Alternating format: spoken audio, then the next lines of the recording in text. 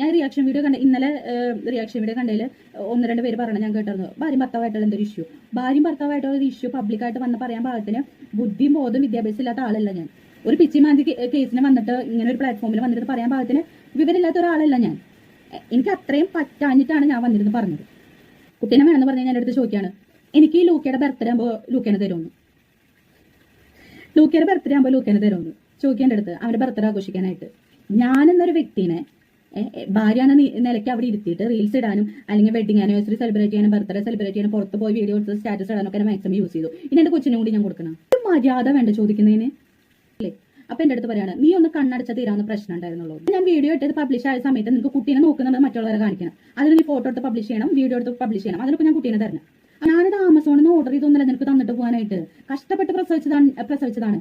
ഇത്രയും പ്രശ്നങ്ങൾ ഉണ്ടായ സമയത്തും ഞാൻ ആ കുട്ടീനെ ഇപ്പൊ എനിക്ക് എത്ര ഹാപ്പിനെസ് ഉണ്ട് കാര്യങ്ങളുണ്ടെന്ന് നിങ്ങൾക്ക് പറഞ്ഞാൽ മനസ്സിലാവില്ല. അത്രയും ഞാൻ അവന് സന്തോഷിച്ചിരിക്കുന്ന സമയമാണ്. കേസ് എനിക്ക് അവനെയും കൊണ്ട് നടക്കാം. അവന്റെ ആരോഗ്യത്തിനെ എഫക്ട് ചെയ്യുന്ന ഒരു കാര്യം കൊണ്ടാണ് ഞാനത് കേസ് മ്യൂച്വലായിട്ട് പോയി അവസാനിപ്പിക്കാന്ന് ഞാൻ വിചാരിച്ചത്. എനിക്ക് പറ്റുന്നില്ല എന്റെ പുറകെ നടന്നിട്ട്.